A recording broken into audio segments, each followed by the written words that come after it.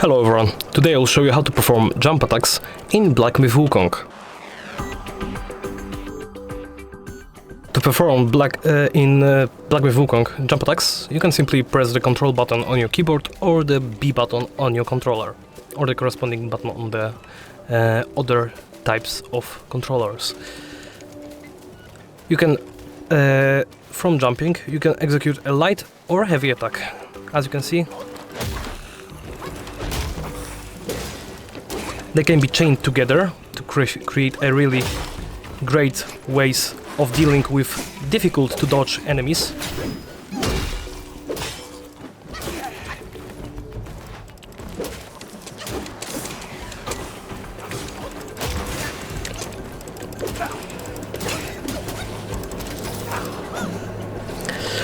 But it's a great way to make sure your enemies stay down.